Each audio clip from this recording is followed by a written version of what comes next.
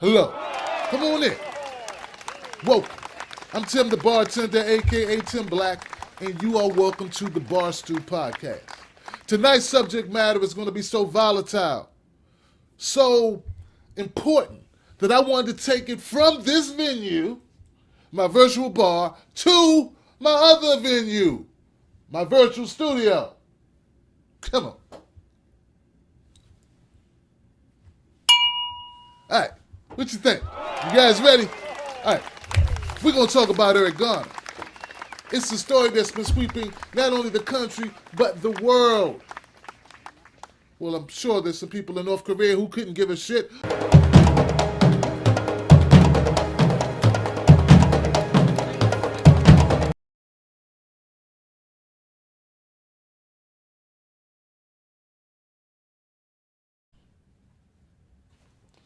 Well, shit.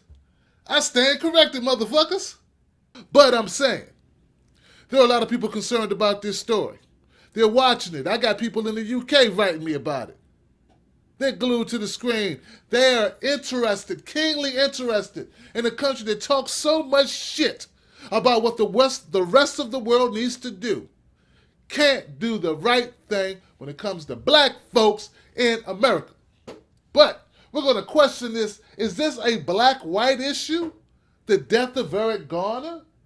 Or is this a police brutality issue? Or is this an abuse of power? Or are there just some fucked up people out there, who believe in this police culture that's been fabricated to them over the last, 100 years?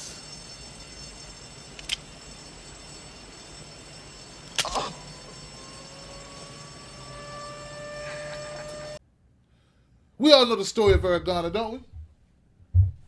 43-year-old man, living in Staten Island, family man, had prior run-ins with the law regarding selling of people. No, he never sold people. No, he didn't sell people, did he? No, he didn't. He didn't sell people. See, if he sold people, maybe the fact that he got killed for selling some shit, maybe that would make sense. I mean, we got human traffickers who don't get fucking killed on the street for selling people. Maybe he was selling, what's that fucking drug, that alligator drug? What's that shit, man? That nasty shit they're selling in Russia. Crocodile. That's it. That crocodile that eats that eats the bone marrow out of your fucking, and people was he selling that shit? No, he wasn't. See, we got people who are selling that shit. That liquefies your fucking skeleton. And they don't get killed in the middle of the street. No. Was he selling that Philip Seymour Hoffman? Maybe he was selling that shit. Heroin?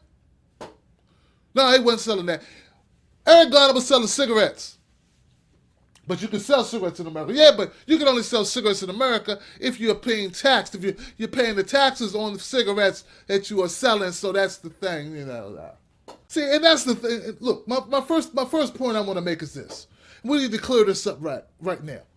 There are a lot of people very upset about Eric Garner because they do not feel that the crime that he was committing, this misdemeanor crime, should have resulted in his death. Put it to you this way. If he would have been robbing a bank, we would have been able to understand him getting body slammed and choked. If he would have been molesting a child, if he would have been shooting at a cop, if he would have been doing a series of felonious, felony, despicable acts, we would be behind it. No problem.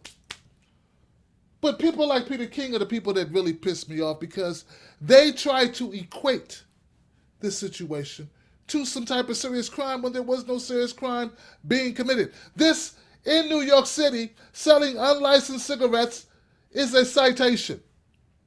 Like jaywalking.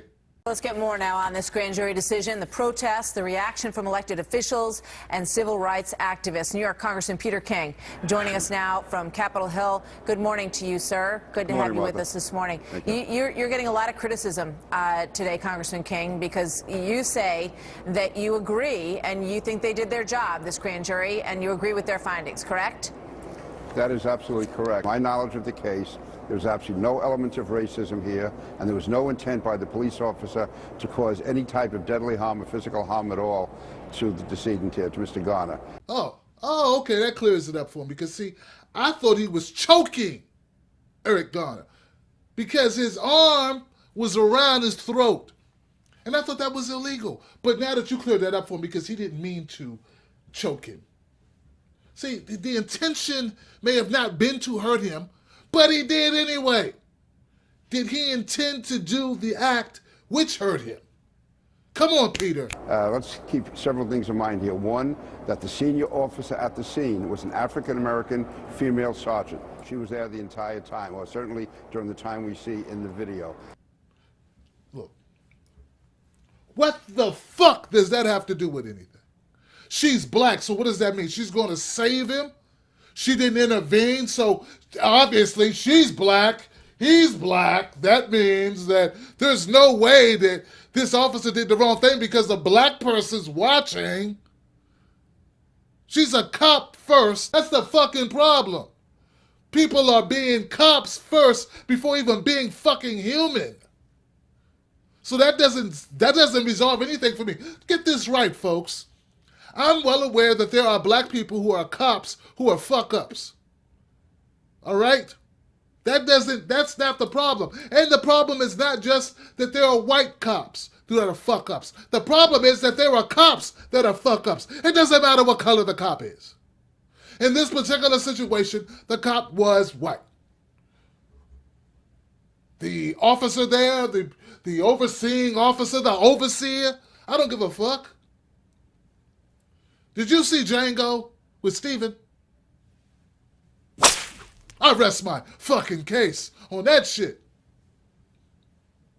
But, there's more. No damage to the windpipe and no damage to the neck. Correct. If he had not been obese, did not have diabetes, did not have asthma, this would not have happened. Now, the cops didn't know that. He didn't know that was going to happen. Nobody intended this to happen.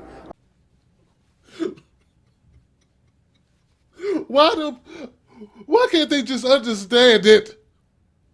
Why are we having such a hard time communicating here? It doesn't matter if the cop intended to kill him. The cop intended to choke him. The medical examiner ruled that this was a homicide. A homicide means that someone took his life. If it wasn't Officer Pantaleo, who was it? You can't say it was McDonald's. You can't say it was KFC. Though a lot of cops are on websites in their message forms saying just that. Blaming him for being fat. Well, I got news for you, you fat fucking cops. A lot of cops are overweight. You are. So if you're chasing after a perp or fighting a fucking perp and you die, is it your fault or the perp's fault? I mean, you're just doing your job, right? Eating all those fucking donuts, eating all that fast food bullshit while you're out on steakhouse or whatever you're doing, eating steakums. Whose fault is it then, huh? If you fall out and have a fucking coronary. You would want to get paid, wouldn't you? You'd want to sit up on our tax dollars and collect that money. And you would want your kids and your family to be taken care of. But it's your fault you're fat, you fuck. Same logic can be used for you, but when it's on the other foot, you wouldn't want it to be, would you? The bottom line is this. Ronald McDonald didn't run out and choke Eric Garner. Neither did the Rib Man, Billy D. Williams, Colt 45. No. Pantaleo choked him. If you're saying if it wasn't Pantaleo, well, bring me that black woman, the fucking whatever chief or whatever, the overseer. Bring me Steven from Django, the female version, out here. Because it's probably partially her fault. that Eric Garner got so fucking excited. Maybe he thought the sister would help his ass. Anybody else putting that together? Maybe he thought that the woman, the black woman, that's why he was showing out. Because he thought maybe she'd step in and do something. So I want her ass back on the chopping block. Why'd you give all these cops immunity? Why do all these officers, other than Pantaleo, have immunity? They were there, they assisted, they were involved, they did nothing to stop it. They should have been up on the chopping block as well as Pantaleo. He grabbed them, but they had something to do with it. So fuck off Peter King. Let's move on to someone else who's in my crosshairs right now. That would be none other than Giuliani. He went on Fox and Friends and he had this bullshit to say in response to Al Sharpton. Al Sharpton I'm going to deal with, but first, let me deal with Giuliani. How many people have to die before people understand this is not an illusion? This is a reality that America has got to come to terms with. This is going to be a winter that we're going to freeze out police brutality in this country. Eric Garner, Michael Brown, enough is enough. Is that helpful? If you were talking about black on black crime with the same passion, the same intention, the same money we put behind it, as he does the few situations where police shoot someone, then maybe we'd be doing something constructive. This motherfucker was running for president at one time. You do realize that, right? Yeah. So let me get this right. The fact that we have black on black crime, 93%, and we have white on white crime, 83%, that means we cannot talk about police killing citizens who are unarmed. Is that really what you're saying? Is that not one of the most bigoted, racist things to say? Let me get this right. So, since there is colon cancer or lung cancer, we will not talk about breast cancer. And since there is, I don't know, heart disease, let's not talk about diabetes. How does that fucking make sense to anyone except people who are trying to deflate or, how can I say, detract, right? Detract from an issue that we're discussing that they don't want to discuss. I mean, come on. I mean, that's got to be what it is. Why else can't we have this conversation? Let's talk about black on black crime, but thank you for wanting to do that. Thank you. Bunch of white people on the forum, but thank you though. But can we deal with this guy? Because this is black on black crime in a way, because you just said there was a black woman there present. Part of this that is completely outrageous are these statements that make this a racial incident, when without any doubt this was not a racial incident. Right. The presence of the black sergeant proves that, and the fact that if another man that size resisted arrest, the same thing would have happened. And remember, in both of these cases, Mr. Brown had committed at least 2 felonies, possibly 3, during that incident. So a police officer was dealing with a criminal. And in this case, the police officer was dealing with a criminal who was resisting arrest. Why is he talking about Mike Brown?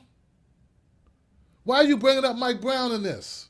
We're talking about Eric Garner right now. At least let's have a little bit of respect and like deal with one thing at one time. Because you're doing it again. First you say, let's talk about black on black crime instead of talking about police brutality. And now you're saying, let's talk about Mike Brown and Darren Wilson when we're talking about Pantaleo and Eric Garner. Which one you want to talk about?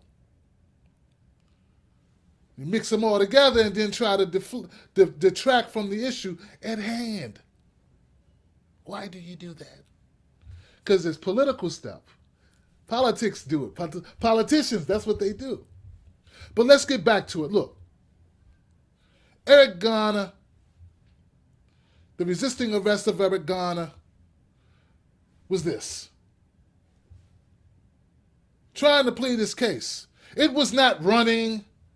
It was not punching. It was not hitting. It was not even pushing the officers.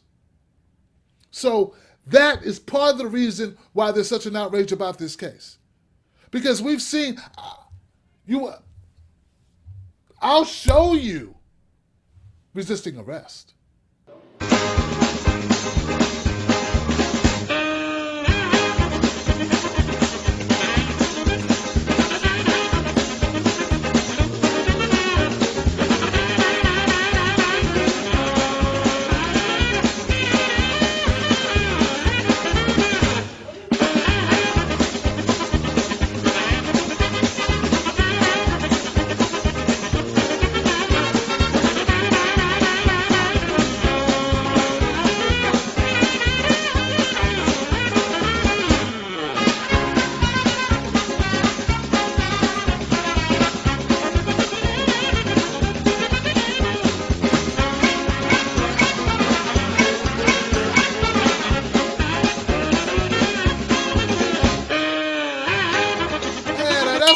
Call resisting arrest, baby. Come on. That's what you call resisting arrest. And that man lived. He didn't get choked out or nothing. Didn't get shot or nothing. And if you're watching this or if you're listening to this on iTunes or on Stitcher, you need to come to YouTube so you can see the video, because I would hate for you to miss out on that part. So, look, as far as this being racially motivated, I don't know that. How do I know what's in Pantaleo's heart? If he'd have done the same thing to a white guy, I don't know. So I don't want to cloud the situation with that, because that's something I can't prove. And whenever you bring up race, it's like a large segment of society, their ears just cut off automatically. They can no longer hear you. But I know when I was watching the protesters from New York City all across the country. Shut it down! Shut it down! Shut it down! Shut it down! Eric Garner, Michael Brown! Shut it down! Shut it down! Eric Garner, Michael Brown! Shut it down! Shut it down! Eric Garner, Michael Brown! Shut it down! Shut it down! Eric Garner, Michael Brown! I saw a lot of different colors of people protesting. They weren't doing, it wasn't only black folks protesting. In fact, if you look here at this video, there are a lot of white people protesting. Almost the majority of the people I'm seeing are white. So let's be very careful when we start isolating and segregating our causes with the colors, because that's just stupid.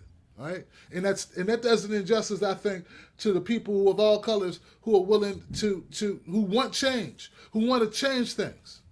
All right, so I agree with Giuliani that there's no way to know if this was racially motivated, but that's not what no one's charging if it's racially motivated. I'm charging, did Pantaleo do the right thing or not? And I say he didn't. I think Pantaleo's actions caused the death of Eric Garner. That's where I come up on this. So whether Al Sharpton or Jesse Jackson or any other black civil rights people want to make this racial or not, I don't know. I'm not going to say I agree with them, because I'm not even looking at it from that aspect. I'm looking at it based on what I saw in the film, just like most Americans or most people. They're looking at it and they're saying, this guy did not deserve to die.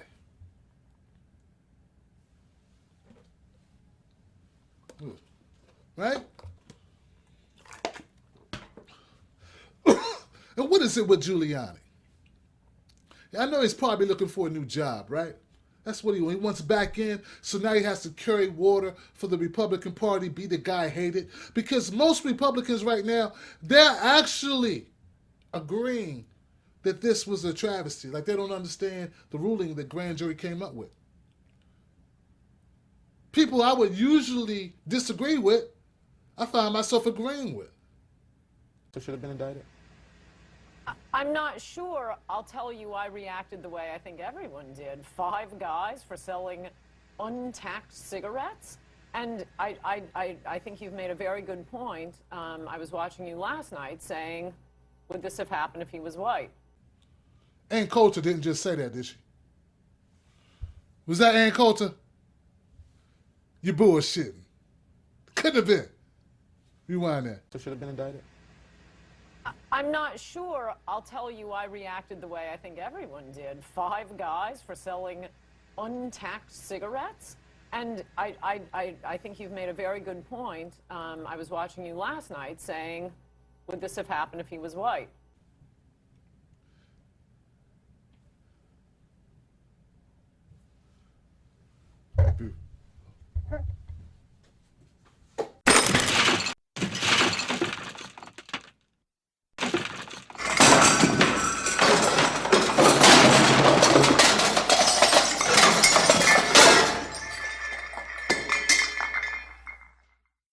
I say yes, and I would also add to this.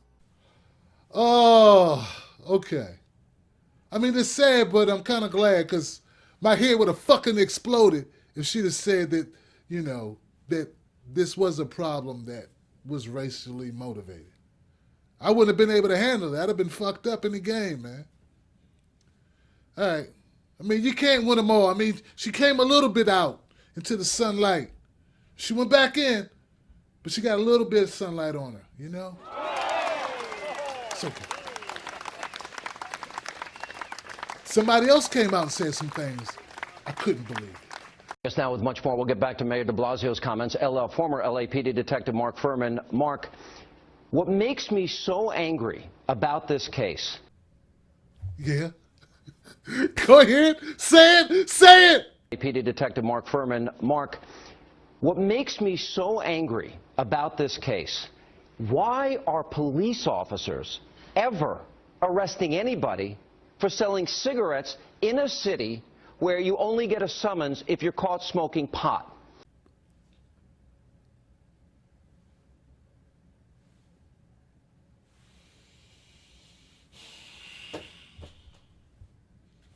Get me all excited for nothing.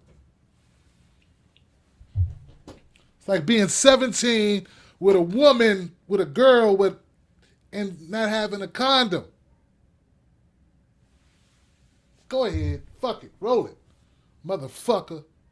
Now, the tax on cigarettes between the city and the state is $6 a pack. The government has created a black market for cigarettes, and then cops are told, because it increases the city's coffers. I think it's just wrong to play with a man's emotions that way. That's how people get hurt. So, then Charles Barkley, he had some words to say, and I'm hoping that maybe we can find some type of consensus, because I'm tired of disagreeing with Chucky. OJ in Atlanta, Ernie Johnson, Shaquille O'Neal, Kenny the Jet Smith, and Charles Barkley. This will not be your traditional pregame show. But there's no excuse for those people burning down their houses and cars and setting the police on cars on fire. Listen. Okay, so far so good. You know, I agree. I don't think they should have burnt up the neighborhood. I don't think they should have burnt up those businesses. Those businesses didn't do anything. So far so good, Charles. Keep going, my brother. And I actually touched on the Eric Garner thing, because I think what happened to that man was awful. But I understand they shouldn't have went for murder, is what I have said. It should have been manslaughter or aggravated assault. But I never thought they were going to indict that cop on murder. They could have indicted on murder or manslaughter or involuntary manslaughter. Man, if you're going to be out there speaking, you know, on the public forum, talking about what black people need to do and talking about all these high, emotionally charged, we're talking about the death of someone's father, the death of someone's husband, the death of someone's son, and here you are talking about a case and you don't even know that they can be charged for involuntary manslaughter. That's the problem. You know, this is very tragic in Ferguson, you know, tragic in New York. It's not about race all the time. And let me make this because you have to say to yourself. I want to say this. First of all, Kenny got some valid points. I'm very black. Kenny's very black. No matter how much money you got, you are black no matter what. Shaq also, excuse me. and there is an economic disparity, but white, poor people, Hispanics, they're in the same boat because our economic system is flawed. But as a black man, you have to know you don't have the same luxuries as a guy who lives in a great neighborhood, who goes to a great school.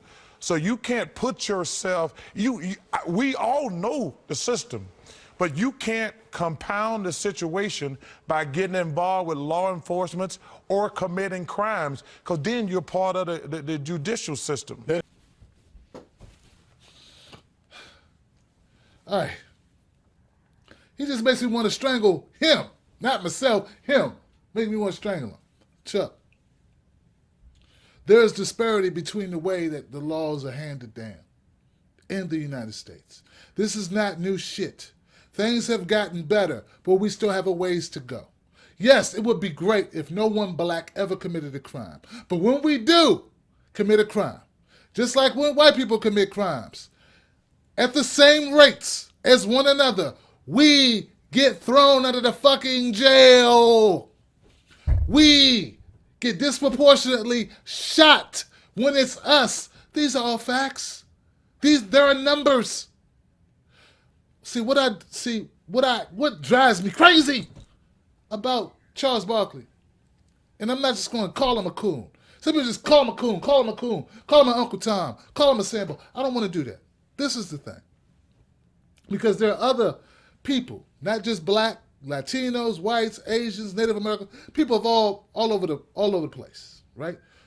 Who say similar things. Within that understanding is that no one is perfect. Nobody is perfect, right? What infuriates me is that when you talk negatively about black folks, you group them all together. That has to stop. You don't hear white people talking about all white people being meth heads. There's a lot of meth addicts. A lot of white meth addicts in Kentucky. Okay? There's a lot of child abuse. There's a lot of suicide. But I never hear them talk about it. I can't name one white guy who does what Charles does about white people. And don't tell me Charles does it to help black people. He tells white people what he thinks about black people. He's not helping black people by doing it. He's not helping anyone by doing that. You're just giving more ammunition to racists. The other problem I have is you playing one note all the time. If you really want to have some balls, Charles, you talk about the disparity in hiring practices.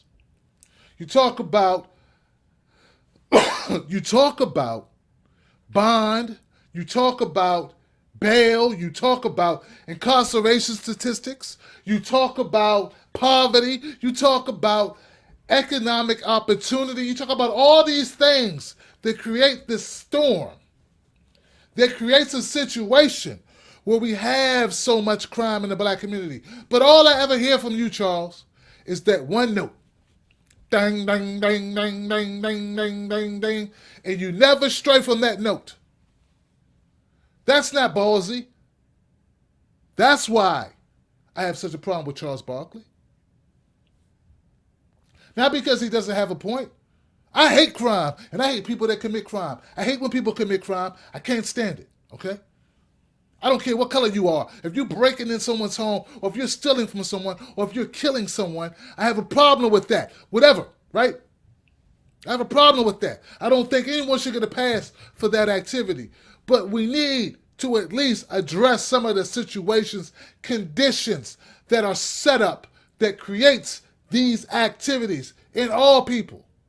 And I never hear Charles talk about that.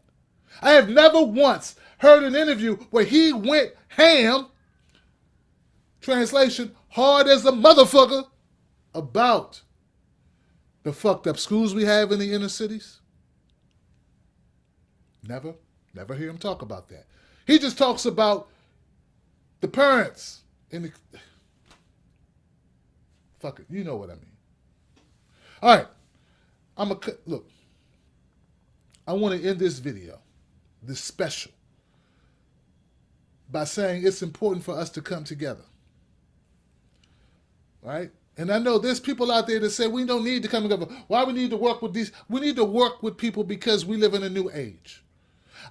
While I'm doing this video, demands were issued by the New York protesters saying they want all of the police officers involved in the Eric Garner murder to be fired or to lose their jobs. I can't remember which one it was. Either be terminated or resign. I don't know which one it was. But that's the type of action we need. Okay? We need a plan, and we need to work together. Once again, I do not like the idea that black people think only black people can deal with this issue. We are all Americans. That's the point. When you take that out of the equation, then this becomes a very muddled situation where we're only going to talk about black police brutality, because I cover stories of all types of police brutality to all types of victims, be they Latino, be they Asian, be they white, be they black. Overall, our police are not horrific at their jobs. But when they are, we got to call them out for it, and they must be held accountable for it. That's what I want.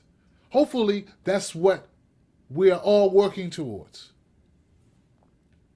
There are very few people who are not bigoted who would think that a man should have died over cigarettes. Single cigarettes, not truckloads of fucking cigarettes. And his form of resisting arrest was not the type of resistance that we feel required the level of force that was applied. And to say that it was all because he was obese or that he had pre-existing conditions, most Americans have some type of pre-existing condition. That undercuts the reality that his life, if it had not been for those officers that day pursuing aggressive tactics that they used, I feel strongly that Mr. Garner would still be alive today, barring slip and fall in his tub or all the other shit that we all subject ourselves to or are subjected to walking across this fucking planet.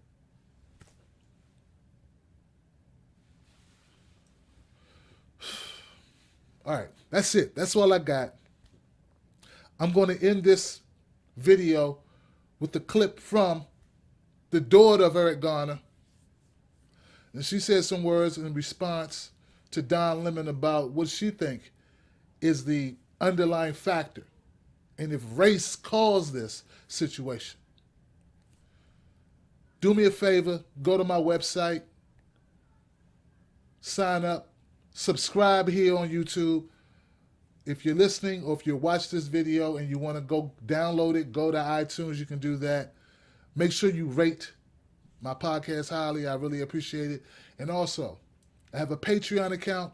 If you like the work I'm doing here, you like to see me continue doing it, I don't make a lot of money doing it.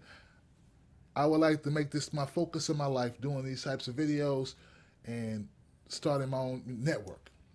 If you can help out by contributing, at least consider contributing to my Patreon account, patreon.com, Tim's Take Live, I would appreciate it.